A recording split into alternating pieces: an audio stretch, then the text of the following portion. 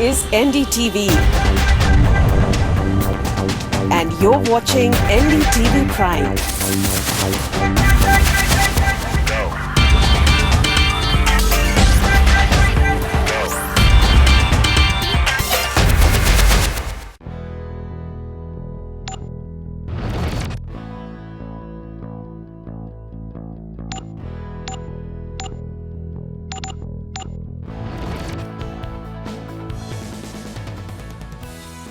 Well, it's that time of the year when so many students and parents, of course, looking forward to the next phase of their education, which is, of course, getting into a good college, charting the next phase of your life. We thought perhaps this is the best time to have a conversation on just what are the options out there. Are there certain options that both students and parents are not looking at closely enough, and why is that, and what you can do to keep some of that stress and anxiety, which I know is part and parcel of the game, but how you can try and stem a bit of that. So it's our great pleasure to welcome Rupamanjari Ghosh, Vice Chancellor, Shiv, Nadar University. Thanks, ma'am. Thank you so much for taking our time to be here. Ma'am, you're here speaking to us at a time when there is, which can only be described as a Delhi University crisis. There's been much hue and cry on the normalization of marks and how students from some states, like say Tamil Nadu this year, and it could be another state next year, sort of seem to be doing far better or having scored a lot better, and therefore taking a lot of seats at reputed institutions, say like SRCC. How do you see this issue, ma'am? What is this normalization of marks? And as an educationist, what do you believe we can do to tackle it? This is, as you said rightly, is indeed a crisis. Whenever you try to judge something by mere numbers, the system can game it, and therefore you are bound to fail. So judging potential of our freshers, judging the potential of our youth is a very, very serious game. You know, it cannot be just done by looking at board marks, and the variation is there, so you can try to normalize, but that's just a flat rate way of looking at youth talent. So if you are looking for my passion, where I am likely to excel, because I think that's what the country's drive should be in the higher education sector. We are not talking about primary education here. It's essentially a very elite kind of a group that you're looking at who are coming to the higher education sector.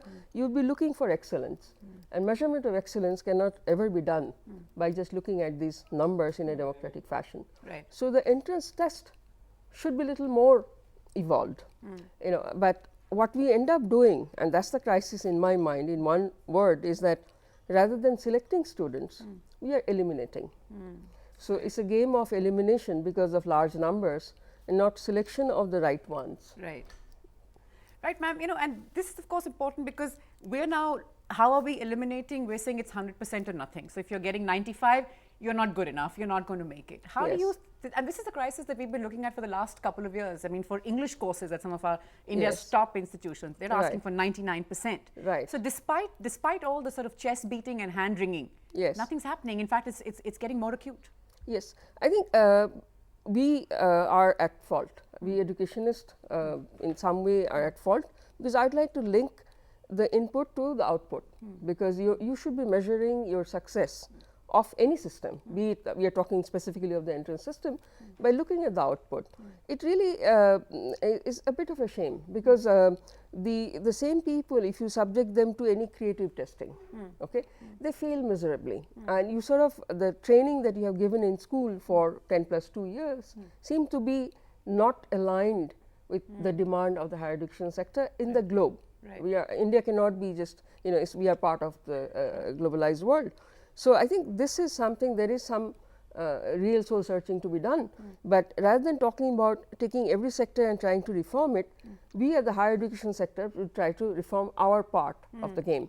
And I think whether it's public or private, wherever, you would see that maybe because of the scale, private institutions, some specifically, have come up with their own entrance modules. Right. It's a bit of a challenge for the students, but I think they enjoy taking these tests. Yes, they enjoy the kind of tests, for example, we offer, and as a result, then, you know, it's not really an elimination process, but we are allowed to then choose a few that probably align with our kind of vision. And I think the country sort of needs this, not a flat rate kind of democratic, I mean, it's a wrong use of the term, of but actual selection, because this should be all about excellence. Right. So, ma'am, you know, looking at the space that we're looking at right now, looking at the crisis in Delhi University, demand, I mean, now there's a demand Yes. to have a quota. Like, why don't students from Delhi, they're losing out, barely any, majority come from outside. Yes. So do you think this is perhaps a good time for private universities in India to step up to the challenge, because our numbers are enormous? We've not been able to cater to the demand.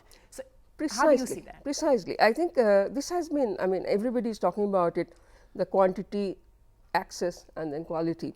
The quantity part, the private sector can just only supplement, you know, it's not, the public sector cannot wish away its responsibility. And so, but you can provide an alternative in a complementary way, but it has to be essentially a very selective intervention, because the scale of things we cannot quite match. So, this is an opportunity to also try out different models, because as you rightly said, because of the scale of things, there is a lot of opportunity. Every challenge you can look at it as an opportunity, and that's what the private sector should do. These challenges are our opportunities to cater to maybe a different class of people that would bring in the India of the future that we are looking at in the next 5 to 10 years. So, yes, of course, but then quality and credibility are the two issues, and I think we cannot, like all public sector universities, you cannot, or colleges, you cannot paint it with the same brush. Public same sector, goes for private. yes, and same goes for private. Not everybody is doing the same thing, they are not even aiming to do the same thing. So, the market is little unsure. Right. So, therefore, they and don't. there's a lot of confusion, because Yes. even as a parent, if I put myself in this, Yes. you know, in this spot of in place of all those Yes. parents, it's Yes. very confusing. You just don't know. Yes, and I think we are trying, this would take a few years probably to establish credibility. Also, because we have a past where you do not ask critical questions. So, the decisions are not always very informed decisions. You go with the trend, what you think is the trend. Absolutely. And you are not informed enough. I mean, when the IT jobs are really at a low, maximum number of applications are in computer science. Right. It beats all logic. Right. So, the select few, of course, would be always appreciated, but it shows to me that the market is not really informed. People are sort of following what they think is the trend, and as a result getting confused, Right. because they are also afraid to try out anything new. Right. The private sector, particularly the good ones that are coming up now, are relatively new. So, Right. but you can see the trend, you can you know, get acquainted and Right.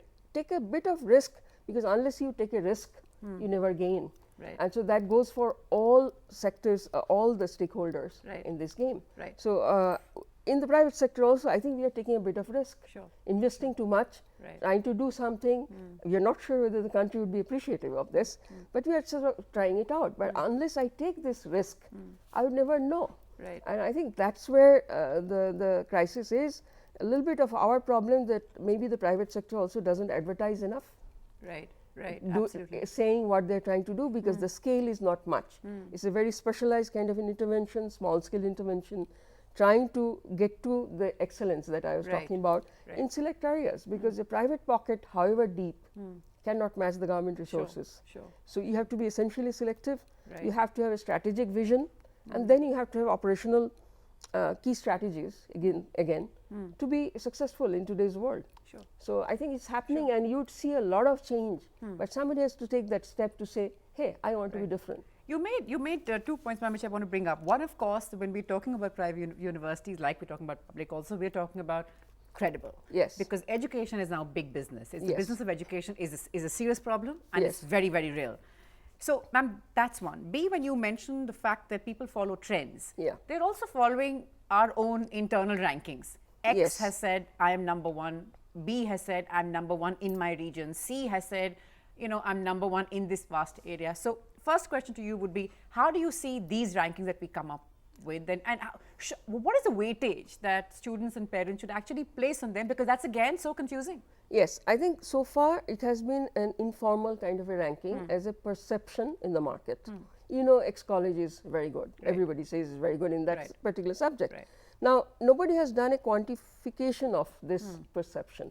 I cannot continuously blame the evaluators for my poor performance. So, I can criticize, and I am going to give you an alternate model saying this is the way Indian institutions should be ranked, because some of us have social responsibility inbuilt, which, for example, does not show up in world ranking things. Sure. There is a perception that takes a bit of marketing strategy, you know, there is a lot that is outside academics that you need to do to build that perception. But if you leave out these couple of things, what is essentially true 60% of your weightage comes from your research. The reason I am mentioning to you when you are talking about undergraduate education is that traditionally we tend to segregate teaching and research into two different compartments. Undergraduate colleges do only teaching, they don't do any research. Research happens somewhere else.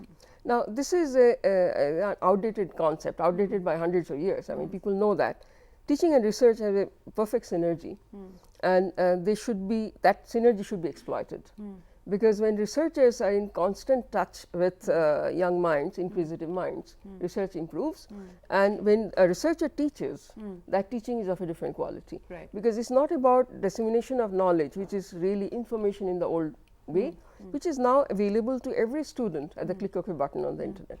So I think the teachers are not supposed to be just custodian of information, Right. but so they should be supplemented by research, and that gives you the filter, that's the perspective that sort of enriches. But you think private universities are sort Yes, of getting so into they're trying- universities. Right. They're universities where undergraduate education is happening. So therefore, that is the right kind of a model, that teaching and research are done under the same umbrella by the same kind of people. So undergraduate level students are exposed to research. They know what it is to solve a problem. So that creative problem solving skill enables them to find a proper career, be it in research or in industry. In industry also you need the same thing. Right. Somebody who is thinking Right. and not just memorizing something and vomiting it out. So I think the entire, if you are rethinking education, we should rethink in bringing these two parts together, as has been shown to be very, very successful all over the world. Right. So I think this is what, for example, we are trying to do. Shiv Nadar University is one university under one umbrella, multidisciplinary approach. So the student is also free to choose. Once you are in the IIT, if you have made a mistake, you're stuck for life. Once you are in ISR, you have made a mistake, you're stuck for life. Finally, you go and try to do an MBA, and you don't do very well in IIM, you're stuck. Under one umbrella in a multidisciplinary university like ours, we have all the schools. They're not service departments. Right. They're good in their own right. And the student has the option to choose, even if you make a mistake. Because the point is that they should be allowed to follow their passion. Right. The chances of excellence Are then, of course, much Much greater. higher. Interesting, ma'am, that you brought up the IITs and IIMs, because I was going to ask you that you know, while we are sort of obsessed with some university, like say Delhi University, or we're also obsessed with some colleges in these universities, we're also obsessed with science, we're still obsessed with management. The IIT IIM combination is still so Yes. coveted. It doesn't matter if that's what you want to do, but you're told that that is sort of the road to success. Yes. Do you see us breaking out of this? Because there's much talk, but do you sort of see this?